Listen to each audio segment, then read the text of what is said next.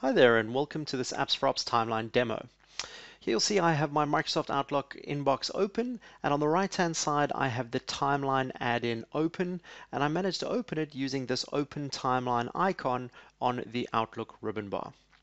Now, what I love about this is as soon as an email comes in, and in this example I have an unread mail from Bruce Brown, the timeline automatically loads with all the customer activity down the right hand side.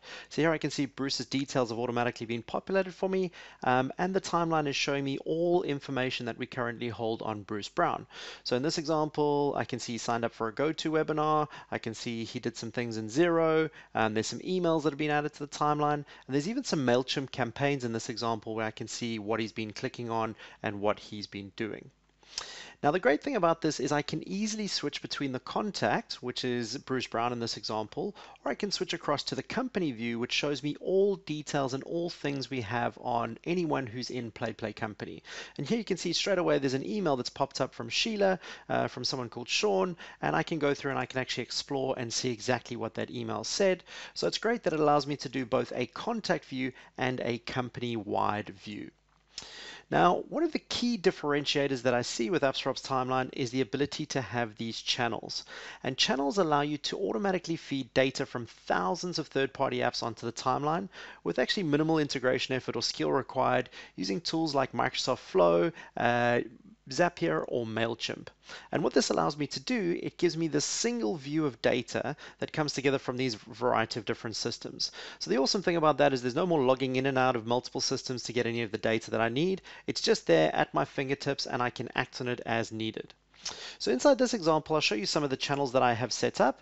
I have a GoToWebinar channel, a MailChimp channel, and a Xero channel. So here you can see I can automatically see that there's things that have come into this channel, and if I wanted to click, for example, into the Xero channel, I can see that Bruce logged a new expense claim receipt. I can see some details on the specific receipt, and if I wanted to go and actually look at Bruce's timeline, I can again just click on his name, and that'll take me directly to the channel, or to the timeline rather, where I can see all of the details on that specific user.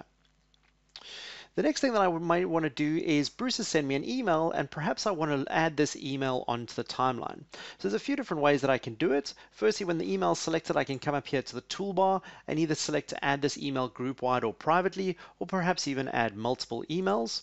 Or alternatively, there's the exact same buttons here inside the Outlook add-in window that allows me to easily add these emails onto the timeline. We also have a great capability called Easy Add, and what Easy Add does is it creates a set of Outlook inbox folders for me here on the left hand side, and here you can see I have the AppsForOps Timeline folder and the name of my group, which is Play Company.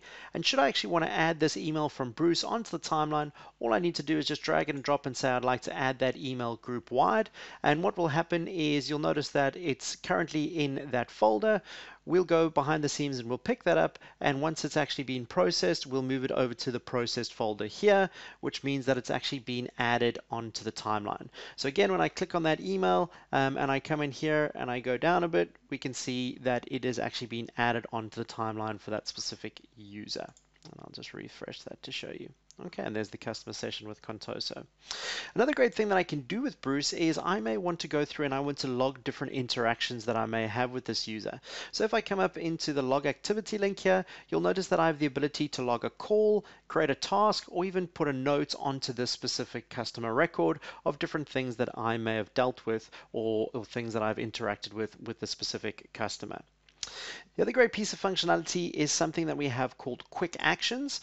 And if I come up here, when I click on the Quick Actions menu, you'll notice that the first thing that I can do is I have the ability to use templates to reply or compose a new email to this contact using any of these templates. And these templates have things like smart tags where it'll automatically pick up the user's first name, last name, or email address. So it makes it really, really quick and easy for me to be able to respond to different customers with some pre-formatted and pre-templated responses. The other great thing is if you actually use MailChimp and you light up the MailChimp channel, you'll notice here that I have the ability to go through and I can actually subscribe a user or unsubscribe a user from one of many lists that I have directly coming from MailChimp, which again makes it super easy to use things like automations and the like when I'm dealing with these specific contacts. The next part that's really great about this is straight here I have a number of different company metrics that are all configurable that I could set up for this specific company.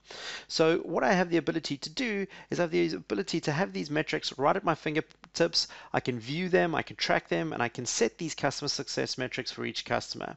And these range across different things from customer priority to customer health or health trend, renewal amount, renewal date, and a lot more. So if I wanted to change something here, I can come in here and perhaps I'd say the health according to us is getting a bit better, so it's an amber, and maybe the health trend is the same. When I actually go away and save this, what this does is it goes and creates a number of notifications out to the team, and here you'll see inside Pulse, I can go see any of those things that might have changed for that specific customer. It's really, really great, and it allows me to change that company metric for the company, and it really allows the team to keep the finger on the pulse and for the whole team to see exactly what has happened with that customer and what has changed when. And again, they can very easily come back here and go through and see the timeline for that company, and all of the changes have actually been logged to the timeline. The next part is reports, and reports allow you to easily see and drill down into things like activity and customer success metrics. So here I can see perhaps over the last 24 hours or maybe even over the last 7 days what activity has been happening. I can actually delve down into here and I can see what my most popular channels have been, or I could even come in here and I can actually see by contact who's actually been seeing and receiving emails or different things that have been happening on different channels. So I can see that Bruce has been pretty busy, but it gives me a really nice overview of what's happening. The next part that I can actually come across and see is I can delve down into this company report and I can very quickly see the status of any of my customers. So I can see how many I have in priority 1, 2, or 3 and what their health metrics actually are. And I can come in here and again see a lot of this information, when the last touch date was, and different things that I've been doing with this specific customer. All right, well, that's a very quick summary of AppsForOps Timeline. If you'd like to see more, feel free to drop us a note via the AppsForOps website. We'll be happy to jump on and give you a custom demo of AppsForOps Timeline. But really what I want to leave you with is AppsForOps Timeline allows you to handle your customer success powered by being in the know, and it's really never been easier to make well-informed decisions and act on what matters most on the data that you have from a wide variety of different systems. Great. We look forward to hearing from you soon and hearing all the great things that you've done with AppsForOps Timeline. Thanks and speak soon.